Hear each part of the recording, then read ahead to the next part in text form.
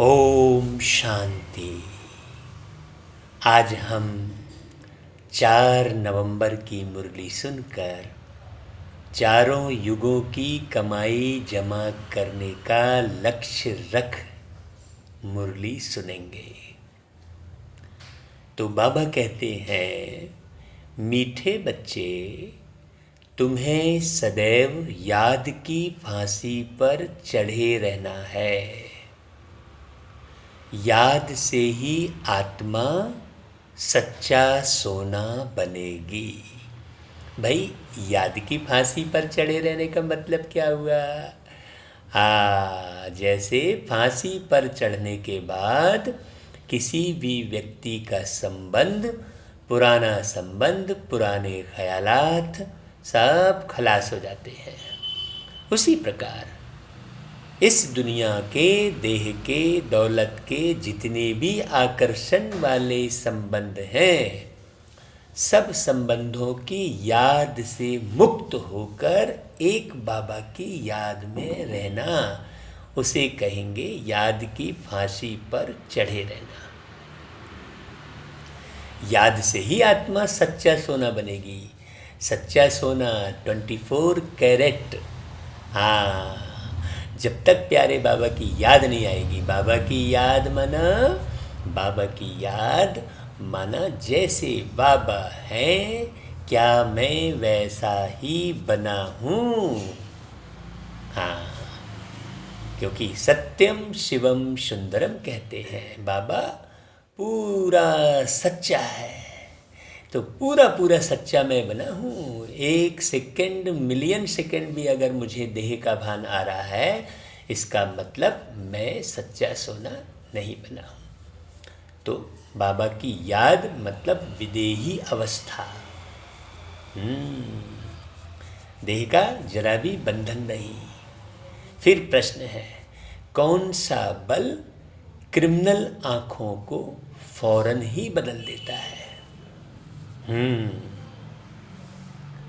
तो उत्तर है, ज्ञान के तीसरे नेत्र का बल जब आत्मा में आ जाता है तो क्रिमिनलपन समाप्त हो जाता है। भाई, ज्ञान के तीसरा नेत्र कौन सा है? ज्ञान का तीसरा नेत्र है, मैं एक आत्मा हूँ और जिसे भी देख रहा हूँ वो भी एक आत्मा है। ये है तीसरा नेत्र। और मैं शांत स्वरूप आत्मा हूँ, तो मैं जिसे भी देख रहा हूँ वो भी शांत स्वरूप आत्मा ही है। मतलब मैं स्वयं को तो शांत स्वरूप समझूं, लेकिन सामने वाले को भी मैं शांत स्वरूप ही समझूं, तब क्रिमिनलपन समाप्त हो जाएगा। बाप की श्रीमत है, बच्चे तुम सब आपस में भाई भाई हो। जब मैं आत्मा देखूंगा तो आत्मीयता आएगी। बाबा कहता है भाई भाई हो, फिर अगर मान लो थोड़ा संबंध और दूसरा बनाना है तो फिर भाई बहन हो। तो तुम्हारी आंखें कभी भी क्रिमिनल हो नहीं सकती। तुम सदैव याद की मस्ती में रहो। वाह तकदीर, वाह! हमें भगवान पढ़ाते हैं, ऐसे विचार करो तो मस्ती चढ़ी रहेगी। ये नहीं भूलो भाई कि हम भगवान की विद्यालय में पढ़ रहे हैं और भगवान हमको पढ़ाते हैं। अच्छा भाई, ओम शांति। एक शब्द बाबा रोज बोलते हैं, मीठे मीठे रूहानी बच्चों प्रति रूहानी बाप समझा रहे हैं। ये रोज़ क्यों बोलना पड़ता है बाबा को? क्योंकि हमारे अंदर में वो रूहानी ख्यालात कभी नहीं चलते। हम कभी रूठते हैं, कभी मूंझते हैं, कभी आंसू बहा देते हैं, कभी दुखी हो जाते हैं, कभी भावना में बह जाते हैं। नहीं, भावना को समझना है, भावना में बहना नहीं है। बच्चों की ये आदत, जनरली मनुष्यों की ये आदत होती है। यदि आप कभी भी किसी की भी भावनाओं में बह रहे हैं, मतलब वो देह अभिमान कहलाएगा, और भावनाओं को समझ रहे हैं वो देही अभिमानी कहलाएगा। ये बारीक बात है। तो बाबा कहता है कि बच्चे जानते हैं कि रूहानी बाप जो भी आत्मा ही है वह परफेक्ट है। बाबा कभी किसी की भावनाओं में बहते नहीं है, बाबा हर एक की भावनाओं को समझते हैं। तो बाबा कहते हैं कि उनमें कोई भी जंक नहीं लगा हुआ है। हाँ, यदि मैं भावनाओं में बह रहा हूँ मतलब जंक लग गई है ना भाई, समझने की बात है। बाबा कहता है इस दादा में तो पूरी जंक थी, इनमें बाप ने प्रवेश किया है तो मदद भी मिलती है।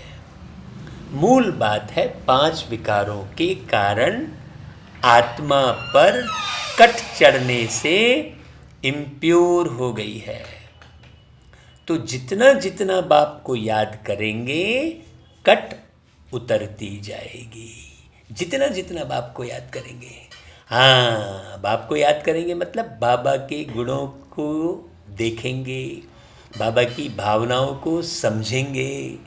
हाँ, बाबा के दिए हुए लक्ष्य की तरफ बुद्धि रहेगी, ये बाप की याद कहलाती है। भक्ति मार्ग की कथाएं तो जन्म जन्मांतर सुनते आए हो। अब यहाँ भी यदि आप भक्ति मार्ग जैसा पुरुषार्थ करोगे, मैं आत्मा हूँ, शांत स्वरूप हूँ, अनंत स्वरूप हूँ, ये रटते रहोगे तो ये भक्ति मार्ग कहलाएगा।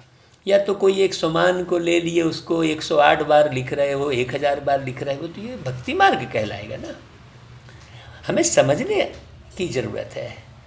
तो बाबा कहता है यह तो बात ही निराली है भाई ज्ञान की। तुमको अब ज्ञान सागर से ज्ञान मिल रहा है, तुम्हारी बुद्धि में एम ऑब्जेक्ट है और कोई भी सत्संग आदि में एम ऑब्जेक्ट नहीं है।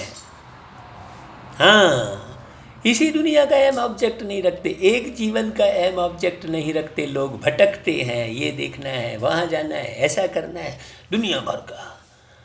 हाँ, बाबा ने तो कई जन्मों की ऑब्जेक्ट दे दी आपको। अब ईश्वर सर्वव्यापी क्या है, मेरी भी ग्लानि करते रहते हैं। चलो भाई, ये भी ड्रामा है, बाबा कहता है ड्रामा प्लान अनुसार मेरी भी ग्लानि करते हैं। देखो, बाबा ने ग्लानि को किस रूप में ले लिया, ड्रामा के रूप में ले लिया। अगर हम अपने जीवन में देखते हैं कि हमारी ग्लानि हो रही है तो क्या हम वहाँ ड्रामा लेते हैं? नहीं, उस ग्लानि करने वाले को सोचते रहते हैं इसने मेरी ग्लानि की। मनुष्य यह भी नहीं समझते कि यह ड्रामा है। भाई कौन सा, किसी ने कुछ गुड़गुड़ बोल दिया, उल्टा सीधा बोल दिया, तो उसको ड्रामा बोलो ना। बाबा कहता है इसमें क्रिएटर डायरेक्टर भी ड्रामा के वश है, तो आप क्यों नहीं होते भाई? बल सर्वशक्तिमान गाया जाता है, परंतु तुम जानते हो वह भी ड्रामा के पट्टे पर चल रहे हैं। बाबा जो खुद आकर बच्चों को समझाते हैं, कहते हैं मुझ आत्मा में अविनाशी पार्ट नूंधा हुआ है, उसी अनुसार पढ़ाता हूँ। देखो बाबा कैसा निरहंकारी है। कहते हैं बाबा कि अविनाशी पार्ट मुझ में नूंधा हुआ है, तो वही तो पढ़ा रहा हूँ। मतलब वहाँ पर बाबा ये भी नहीं कह रहा है कि भाई मैं सब जानता हूँ, मैं ही होशियार हूँ, नहीं कह रहा है। बाबा क्या कह रहा है कि मुझ आत्मा में भी अविनाशी पार्ट नूंधा हुआ है, जो कुछ समझाता हूँ ड्रामा में नूंद है। मतलब बाबा अपने से भी ऊपर ड्रामा को कर रहे हैं और हम ड्रामा को भूल अपने को ऊपर समझते हैं। अभी तुमको इस पुरुषोत्तम संगम युग पर पुरुषोत्तम बनना है। भाई भगवानुवाच है ना। बाप कहते हैं तुम बच्चों को पुरुषार्थ कर यह लक्ष्मी नारायण बनना है। ऐसा और कोई मनुष्य तो कह ना सके भाई कि तुमको विश्व का मालिक बनना है। बोलेगा क्या कोई? तुम जानते हो हम आए ही हैं विश्व का मालिक नर से नारायण बनने। भक्ति मार्ग में तो जन्म जन्मांतर कथाएं सुनते आते थे, समझ कुछ भी नहीं थी। अभी समझते हो बरोबर इन लक्ष्मी नारायण का राज्य स्वर्ग में था, अब नहीं है। त्रिमूर्ति के लिए भी बच्चों को समझाया है। ब्रह्मा के द्वारा आदि सनातन देवी देवता धर्म की स्थापना होती है। सतयुग में यह एक धर्म था और कोई धर्म नहीं थे। अभी वह धर्म नहीं है, फिर से स्थापना हो रही है। बाप कहते हैं, मैं कल्प कल्प के संगम युग पर आकर तुम बच्चों को पढ़ाता हूँ। हाँ, अगर आपने अभी पढ़ाई मिस की तो कल्प कल्प का घाटा हो जाएगा। सोचने की बात है, पूरे कल्प के बीतने के बाद हमको ऐसा बाबा मिलता है तो कितनी कदर रहनी चाहिए भाई हमको। बाबा कहता है, यह पाठशाला है ना, यहाँ बच्चों को कैरेक्टर भी सुधारना है। वहाँ पर तो कैरेक्टर पर ध्यान नहीं दिया जाता। वो गणित का सब्जेक्ट, वो भूगोल का सब्जेक्ट, वो इतिहास, ना जाने क्या क्या पढ़ाते हैं। कैरेक्टर की पढ़ाई तो कहीं नहीं है। लेकिन यहाँ जो विद्यालय है, जो बाबा चला रहे हैं, उसमें कैरेक्टर भी सुधारने की मुख्य बात है। 5 विकारों को निकालना है भाई। तुम ही देवताओं के आगे जाकर गाते थे, हम सर्वगुण संपन्न हैं। नहीं है, आप सर्वगुण संपन्न हैं, हम तो पापी हैं, ऐसा गाते थे ना। भारतवासी ही देवता थे। सतयुग में यह लक्ष्मी नारायण पूज्य थे। अब भाई वो लक्ष्मी नारायण कौन था? वो लक्ष्मी नारायण तो तुम थे ना। सुनो, अच्छे से सुनो। फिर क्या हुआ? फिर शरीर के भान में आने के कारण कलयुग में क्या बन गए? पुजारी बन गए। और किसकी पूजा करने लग गए? अपनी ही पूजा करने लग गए, क्योंकि भूल गए। अब बाबा फिर से आकर तुम्हें पूज्य बना रहे हैं, है ना भाई। पूज्य सतो प्रधान आत्माएं थी, उनके शरीर भी सतो प्रधान थे। जैसे आत्मा वैसा जेवर। हाँ, माने आत्मा जैसी रहेगी वैसा शरीर रहेगा। अभी आत्मा में ही सारी खराबी है। सोने में खाद मिलाई जाती है तो उनका भाव कितना कम हो जाता है। तो अब तुमको किसी भी किस्म की खाद नहीं मिलानी है। तुम्हारा भी भाव बहुत ऊंच था, अभी कितना कम भाव हो गया है। कोई मूल्य नहीं रह गया मनुष्यों का। भाई मनुष्यों से ज़्यादा तो आज कुत्ते का मूल्यांकन है। देखो आप, कुत्ता एसी कार में घूमता है, एसी बंगले में रहता है, और एक मनुष्य नाले के ऊपर, बदबूदार नाले के ऊपर रहता है। तो कितना भाव कम हो गया। अब बाबा आके क्या बोल रहा है? बच्चे तुम पूज्य थे, अब पुजारी बने हो। पुजारी माना भिखारी, सीधी सी बात। पूज्य माना अधिकारी। अब जितना योग में रहेंगे उतना कट उतरेगी। योग में रहेंगे मतलब ज्ञानी तू आत्मा बन के रहेंगे, समझ के साथ जीवन चलाएंगे। तो जितना योग में रहेंगे उतना कट उतरेगी। अब योग में रहना मतलब एक जगह बैठकर संकल्प कर रहे हैं, गीत सुन रहे हैं, लाल लाइट जला रहे हैं, वही बस नहीं है। योग की बड़ी गहराई है। तो बाप से फिर लव होता जाएगा, खुशी भी होगी। बाबा साफ कहते, बच्चे चार्ट रखो कि सारे दिन में हम कितना समय याद करते हैं। तो ये चार्ट रखना भी योग कहलाएगा ना। याद की यात्रा, यह अक्षर राइट है। याद करते करते कट निकलते निकलते अंतमति सो गति हो जाएगी। इसलिए याद की तरफ विशेष ध्यान देना। इधर उधर झरमुई झरमुई में नहीं पढ़ना चाहिए भाई। वह तो पंडे लोग यात्रा पर ले जाते हैं। यहाँ तो आत्मा खुद यात्रा करती है, अपने परम धाम जाना है। क्यों? क्योंकि ड्रामा का चक्र अब पूरा होता है। ऐसा कोई बोलेगा क्या?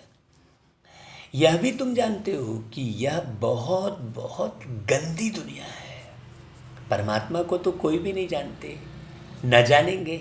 इसलिए कहा जाता है विनाश काले विपरीत बुद्धि। हाँ, सब लोग थोड़ी जानेंगे जैसा तुम जान रहे हो। तो उसमें भी माथा मत मारो, कौन जान पा रहा है। तुम्हारा भाई, तुम्हारी बहन, तुम्हारे पति, ये सब मत सोचो। हाँ, अपने ऊपर ध्यान दो पूरा पूरा। उन्हों के लिए तो यह नर्क ही स्वर्ग के सवाल है भाई। उन्हों की बुद्धि में यह बातें बैठ न सके। उनको लगता है कि पता नहीं ये लोग क्या क्या कर रहे हैं, क्योंकि उनको मालूम ही नहीं है। तुम बच्चों को यह सब विचार सागर मंथन करने के लिए बहुत एकांत चाहिए।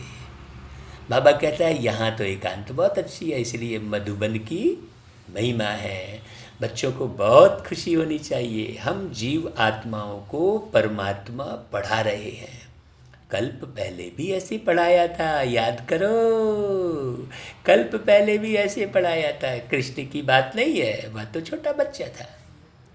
वह आत्मा और यह परमात्मा, पहले नंबर की आत्मा श्री कृष्ण, सो फिर लास्ट नंबर में आ गई है तो नाम भी अलग हो जाएगा ना भाई। हाँ, बहुत जन्मों के अंत के जन्म में नाम तो और होगा ही ना भाई। आज मेरा नाम अनमोल मणि है, मैं इस शरीर को छोड़कर निकलूँगा, नए माता पिता बनाऊँगा, तो वो अब मेरा नाम रखेंगे ना, मैं तो थोड़ी नाम रख लूँगा। पैदा होते ही थोड़ी बोलने लग जाऊँगा कि नहीं मेरा नाम ये रखो, तो जो माता पिता रख देंगे वही तो रहेगा ना भाई। तो अलग अलग नाम होगा ना। तो बहुत जन्मों के अंत के जन्म में नाम तो और होगा ना। कहते हैं या तो दादा लेखराज है। अरे भाई, यह अभी है ना लेखराज, यह है ही बहुत जन्मों के अंत का जन्म। बाप कहते हैं मैं इनमें प्रवेश कर तुमको राजयोग सिखला रहा हूँ। बाप किसमें तो आएंगे ना, हैं? हाँ, अगर तुम कृष्ण की जगह होते तो तुम्हारे तन में आते, लेकिन एक ही है ना भाई, वही 84 जन्म लेके दादा लेखराज के रूप में जाने जाते हैं। तो बाबा कहता है शास्त्रों में ये सब बातें तो है नहीं, ये तो प्रैक्टिकल है।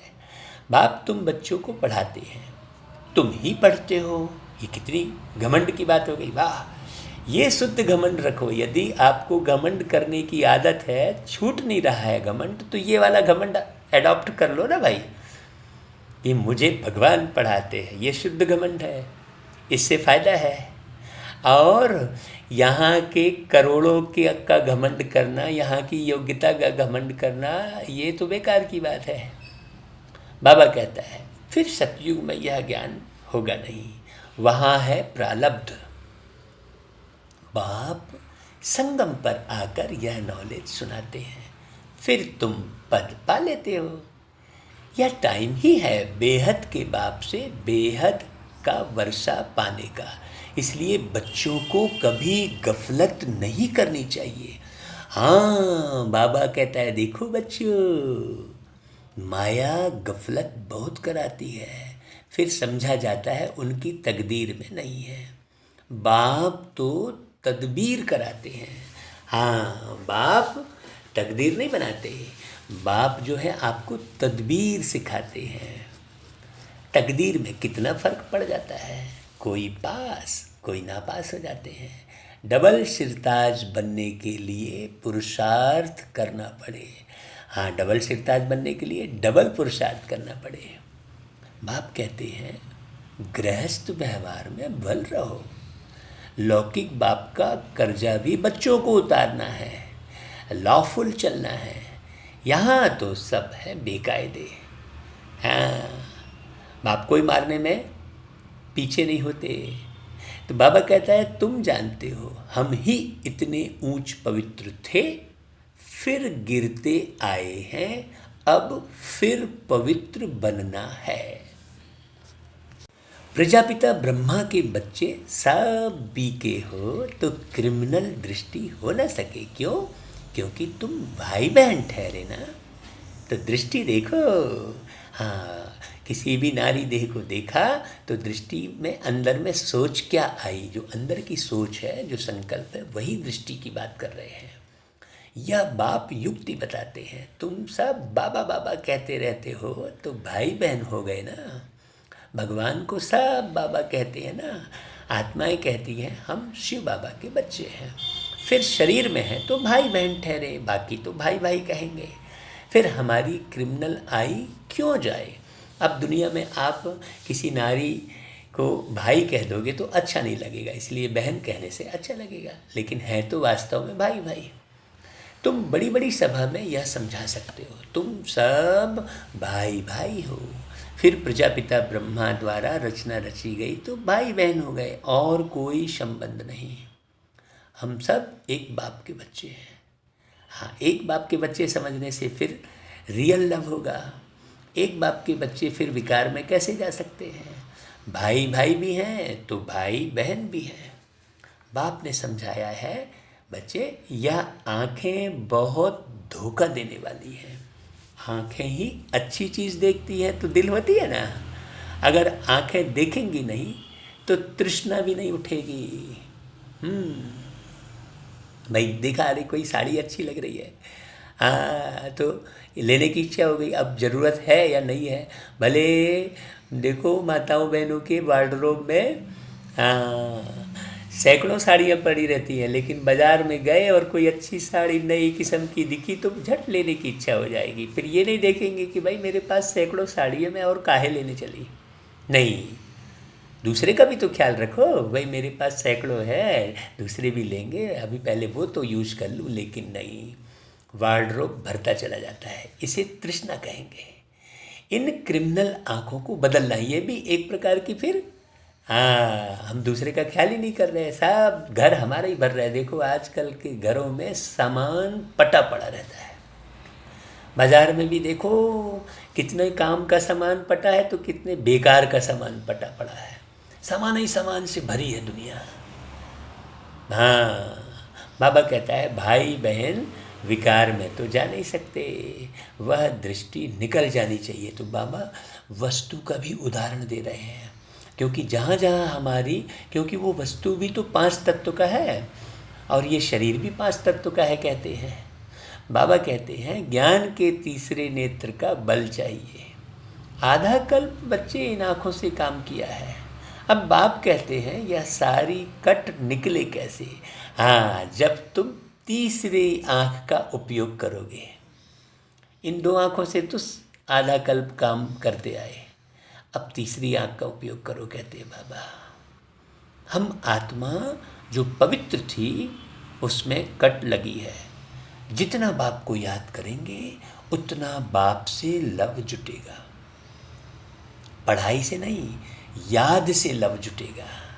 हाँ, भारत का है ही प्राचीन योग, जिससे आत्मा पवित्र बन अपने धाम चली जाएगी। सब भाइयों को अपने बाप का परिचय देना है। सर्वव्यापी के ज्ञान से तो बिल्कुल गिर गए हैं जोर से। अभी बाप कहते हैं ड्रामा अनुसार तुम्हारा पार्ट है कि तुम्हें सबको समझाना है और राजधानी अवश्य स्थापन होनी है। जितना कल्प पहले पुरुषार्थ किया है उतना ही वह करेंगे जरूर। तुम साक्षी हो, देखते रहते हो। यह प्रदर्शनियाँ आदि तो बहुत देखते रहेंगे। तुम्हारी ईश्वरी मिशन है, यह है इनकॉर्पोरियल गॉड फादरली मिशन। जो कल्प पहले बनी थी वो अभी फिर चल रही है, सरल कर दिया बाबा ने। वह होती है क्रिश्चियन मिशन, बौद्धी मिशन, और यह है इनकॉर्पोरियल ईश्वरी मिशन। माने इसमें कोई धर्म आदि की बात नहीं है। निराकार तो जरूर कोई शरीर में आएगा ना। तुम भी निराकार आत्माएं मेरे साथ रहने वाली थी ना। बाबा को कैसे लग रहा है देखो, अब बिछुड़ के यहाँ नीचे आके पाठ बजा रहे। बाबा को लगा यार मेरे सारे के सारे बच्चे नीचे चले गए। तो बाबा बार बार आपको कहता है भाई तुम निराकार आत्मा मेरे साथ रहती थी भाई। बाबा कहता है ये ड्रामा कैसा बना है मिलने और बिछड़ने का। बाबा भी देखो 5000 साल बाद हम बच्चों से मिलता है। यह किसकी भी बुद्धि में नहीं है। रावण राज्य में सब विपरीत बुद्धि बन पड़े हैं। अब बाप से प्रीत लगानी है तो बाबा को याद करना पड़ेगा भाई कैसा बाबा है। देखो 5000 साल बाद मिला है तो याद आनी चाहिए ना। कितना हथेली पर स्वर्ग लेकर आया है प्यारा बाबा। बाबा कहता है तुम्हारा अंजाम है, मेरा तो एक, दूसरा न कोई। अंजाम माना वायदा है, नष्टो मोहा बनना है, बड़ी मेहनत है। यह जैसे फांसी पर चढ़ना है। बाप को याद करना माना फांसी पर चढ़ना। शरीर को भूल आत्मा को चले जाना है बाप की याद में। हाँ, ऐसे गहन याद में बैठो। बाप की याद बहुत जरूरी है। नहीं तो कट कैसे उतरेगी भाई। आप इधर उधर याद करते रहोगे वस्तु को, व्यक्ति को, वैभव को, इसको, तो कैसे कट उतरेगी। उन्हीं यादों के कारण तो कट चढ़ी है। वस्तु, व्यक्ति, वैभव की यादों के कारण कट चढ़ी है। अब उनको याद छोड़कर अब बाबा को याद करो। बच्चों के अंदर में खुशी रहनी चाहिए। शिव बाबा हमको पढ़ाते हैं। कोई सुने तो कहेंगे यह क्या कहते हैं, क्योंकि वह तो कृष्ण को ही भगवान समझते हैं ना। तुम बच्चों को तो अभी बड़ी खुशी होती है कि हम अब कृष्ण की राजधानी में जाते हैं, हम भी प्रिंस प्रिंसेस बन सकते हैं। वह है फर्स्ट प्रिंस, नए मकान में रहते हैं। बाद में जो बच्चे जन्म लेंगे वह तो देरी से आए हैं ना, जन्म स्वर्ग में ही होगा। तुम भी स्वर्ग में प्रिंस बन सकते हो। सब तो पहले नंबर में नहीं आएंगे, नंबर वार माला बनेगी ना। इसलिए ज़्यादा परेशान भी नहीं होना चाहिए किसी के प्रति। सब नहीं बनेंगे, बाबा ने कह दिया। नहीं तो हम परेशान हो रहे हैं, मेरा बेटा ज्ञान में नहीं चल रहा है, मेरा पति ज्ञान में नहीं चल रहा है। ये सब मत सोचो, स्वयं को संपन्न बनाने का पुरुषार्थ करो बस, नहीं तो घाटा पड़ जाएगा भाई। बाप कहते हैं बच्चे खूब पुरुषार्थ करो, यहाँ तुम आए हो नर से नारायण बनने। कथा भी सत्य नारायण की ही है। सत्य लक्ष्मी की कथा कभी नहीं सुनी होगी। हाँ, माने क्यों? क्योंकि लक्ष्मी अर्थात लक्ष्य धारण करना और नारायण अर्थात श्रेष्ठ आचरण धारण करना। इसलिए कथा किसकी है? श्रेष्ठ आचरण धारण करने की है। प्यार भी सबका कृष्ण पर है। कृष्ण को ही झूले में झुलाते हैं भाई, राधे को क्यों नहीं? हाँ, बहुत सोचने की बात है। ड्रामा प्लेन अनुसार उनका नाम चला आता है।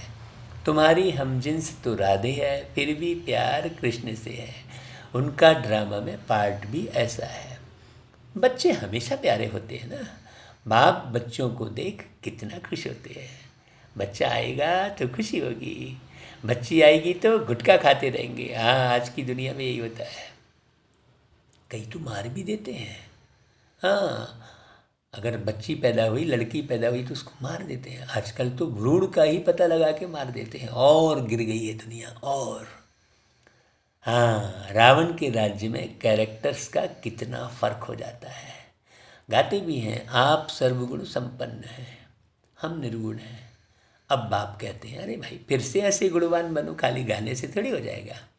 अभी समझते हो हम अनेक बार इस विश्व के मालिक बने हैं, अब फिर बनना है। बच्चों को बहुत खुशी रहनी चाहिए। ओहो, शिव बाबा हमको पढ़ाते हैं, यही बैठ चिंतन करो। भगवान हमको पढ़ाते हैं, वाह तकदीर वाह, और पढ़ाकर हमको नारायण बनाते हैं। ऐसे ऐसे विचार करते मस्ताना हो जाना चाहिए। वाह तकदीर वाह। हाँ, क्या खूब है तकदीर हमारी, हमको प्रभु से प्यार मिला। ऐसा गीत है ना। हाँ, वाह तकदीर वाह, बेहद का बाप हमको मिला है। हम बाबा को ही याद करते हैं। पवित्रता धारण करनी है, हम यह बनते हैं। दैवी गुण धारण करते हैं, यह भी मन मना भाव है ना। दैवी गुण धारण करना और पवित्रता धारण करना। दैवी गुण भी कब आएंगे? जब पवित्रता धारण करेंगे। मुख्य बात है ही पवित्रता की। बाबा हमको यह बनाते हैं। यह तो प्रैक्टिकल अनुभव की बात है। बाप मीठे मीठे बच्चों को राय देते हैं, चार्ट लिखो और एकांत में बैठ ऐसे अपने साथ बातें करो। मैं कितना बना हूँ, कैसे बनूँ, ये सब फिक्र होनी चाहिए। यह बैज तो छाती से लगा दो। यह बैज तो छाती से लगा दो का मतलब क्या हुआ कि अपने लक्ष्य को कभी मत भूलो, हृदय में संभाल के रखो अपने लक्ष्य को। वो जैसे छाती को चीर कर राम और सीता को दिखाते हैं, बजरंगबली ने छाती को चीर लिया। बाबा यहाँ कहते हैं बैज तो छाती से लगा दो। अब ये स्थूल बैज भी है और सूक्ष्म बैज की भी बात है। स्थूल बैज सेवा के लिए लगाना है और सूक्ष्म बैज अपनी स्व उन्नति के लिए लगाना है। भगवान की श्रीमत पर हम यह बन रहे हैं। इनको देखकर उनको प्यार करते रहो। बाबा हमको क्या बना रहे हैं ये बैच में देखोगे भाई, वास्तव में तो देखना बुद्धि से है। बाबा हमको आगे थोड़े ही पता था कि आप हमको विश्व का मालिक बनाएंगे। बाबा आपकी तो कमाल है, ऐसे ऐसे बाबा से बातें करो। बाबा कहते हैं नवधा भक्ति में दर्शन के लिए गला काटने प्राण त्यागने लग पड़ते हैं, तब दर्शन होता है। यहाँ तो बाबा कितना सहज करता है। ऐसे ऐसे की ही भक्तमाला बनी हुई है। भक्तों का भी मान है जो बलि चढ़े। यहाँ पर बलि नहीं चढ़ना है, यहाँ पर बलिहार जाना है। अंतर हो गया ना। हम बलिहार जाते हैं तो वो बलि कह देते हैं। कलयुग के भगत तो जैसे बादशाह हैं। अभी तुम बच्चों की बेहद के बाप से प्रीत है। एक बाप के सिवाय और कोई याद ना आए। एकदम लाइन क्लियर होनी चाहिए। अब हमारे 84 जन्म पूरे हुए, अब हम बाप के फरमान पर पूरा चलेंगे। बाबा हमेशा सावधानी देते, बच्चे काम महाशत्रु है, उनसे हार नहीं खानी है। हार खाकर फिर पश्चाताप करके क्या करेंगे भाई। एकदम हड्डी हड्डी टूट जाती है। हाँ, बहुत कड़ी सज़ा मिल जाती है। मन खाता रहेगा, बुद्धि निर्णय लेने से बिल्कुल कमज़ोर हो जाएगी। कट उतरने बदले और ही जोर से चढ़ जाती है। योग लगेगा नहीं। याद में रहना बड़ी मेहनत है। बहुत गप भी मारते हैं हम तो बाप की याद में रहते हैं। अरे भाई बहुत गहरी बात है। बाबा जानते हैं रह ही नहीं सकते। इसमें माया के बड़े तूफान आते हैं। स्वप्न आदि ऐसे आएंगे एकदम तंग कर देंगे। ज्ञान तो बड़ा सहज है, छोटा बच्चा भी समझा लेंगे। बाकी याद की यात्रा में ही बड़ा रोला है। खुश नहीं हो जाना चाहिए कि हम तो बहुत सर्विस करते हैं, नहीं तो उसी खुशी में रह जाएंगे। याद भूल जाएगी। गुप्त सर्विस अपनी करते रहो, काहे की याद की। इनको तो नशा रहता है। हम शिव बाबा का बच्चा अकेला हूँ। किनको? ब्रह्मा बाबा को। बाबा विश्व का रचयिता है तो जरूर हम भी स्वर्ग का मालिक बनेंगे। प्रिंस बनने वाला हूँ, यह आंतरिक खुशी रहनी चाहिए भाई। सबको हो रही है खुशी कि प्रिंस बनने वाला हूँ, ऐसा पुरुषार्थ चेक करो। बाबा कहते हैं जितना तुम बच्चे याद में रह सकते हो उतना हम नहीं। बाबा को तो बहुत ख्याल करने पड़ते हैं। ये ब्रह्मा बाबा अपना अनुभव सुना रहे हैं, क्योंकि ब्रह्मा बाबा के साथ बहुत सारी जिम्मेदारी है। बच्चों को कभी ईर्ष्या भी नहीं होनी चाहिए कि बाबा बड़े आदमियों की खातिरी क्यों करते हैं। बाप हर एक बच्चे की नब्ज देख उनके कल्याण अर्थ हर एक को उस अनुसार चलाते हैं। टीचर जानता है हर एक स्टूडेंट को कैसे चलाना है। इसमें बच्चों को संशय नहीं लाना चाहिए कि बड़े आदमी से कैसे बात कर रहे हैं, उनकी खातिरी कर रहे हैं। ऐसा नहीं है, बाबा जानते हैं भाई। और फिर हमें खुश होना चाहिए ना। अगर हम अपने घर में रह रहे हैं और हमारे माँ बाप कोई बड़े आदमी को बुलाते हैं तो हमको खुशी होती है ना। तो जब हम इस परिवार को समझेंगे कि भाई मैं परिवार का हूँ और ये मेरा परिवार है, तो यहाँ निमित्त टीचर बहनें या ब्रह्मा बाबा जब कभी बड़े आदमियों की खातिरी करें तो हमें खुशी होनी चाहिए, ये ईर्ष्या नहीं होनी चाहिए। अच्छा भाई, मीठे मीठे शिकिलदे बच्चों प्रति माता पिता बाप दादा का याद प्यार और गुड मॉर्निंग। रूहानी बाप की रूहानी बच्चों को नमस्ते, और हम रूहानी बच्चों की रूहानी माता पिता बाप दादा को याद प्यार गुड मॉर्निंग और नमस्ते। सदा रहो हंसते और जल्दी बनो फरिश्ते, है ना भाई। अच्छा भाई, फिर धारणा के लिए मुख्य सार। एकांत में बैठ अपने आप से बातें करनी है। आत्मा पर जो जंक चढ़ी है उसे उतारने के लिए याद की यात्रा पर रहना है। हाँ, केवल कॉपी में नोट नहीं करना है, समझना है बहुत अच्छे से बुद्धि से। दूसरी पॉइंट, किसी भी बात में संशय नहीं उठाना है, ईर्ष्या नहीं करनी है, आंतरिक खुशी में रहना है, अपनी गुप्त सर्विस करनी है ना भाई। किसी भी बात में संशय नहीं उठाना है, ऐसा क्यों हो रहा है, वैसा क्यों हो रहा है, अरे भाई अपना पुरुषार्थ करो बस।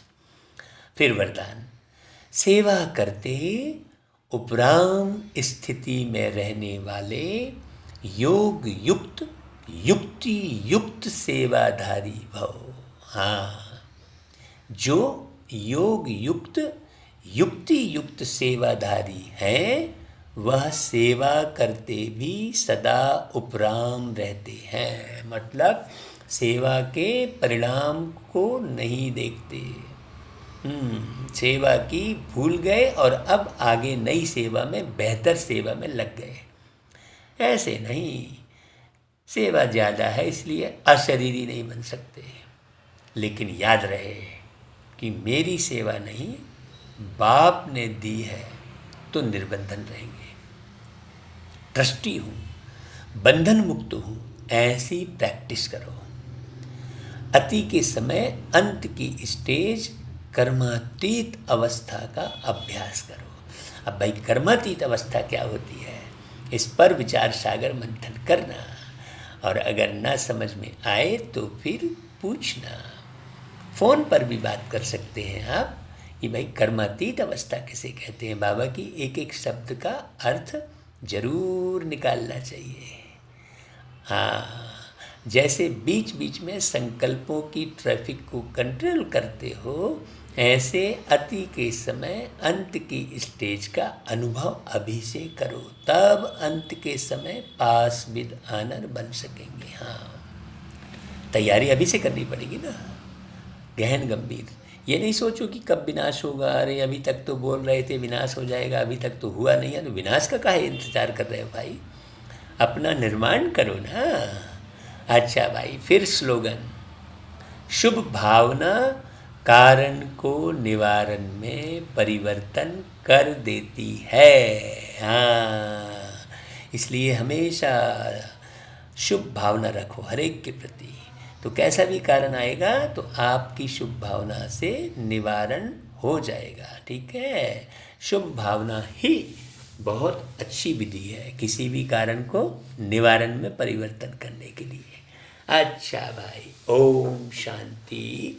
फिर कल से आपको वीडियो ज़रूर मिलेगा, है ना भाई, वीडियो में लाइव रहेगा। अभी आप केवल ऑडियो से आवाज़ सुन रहे हैं और शिव बाबा की किरणों को देखें। अच्छा भाई, ओम शांति।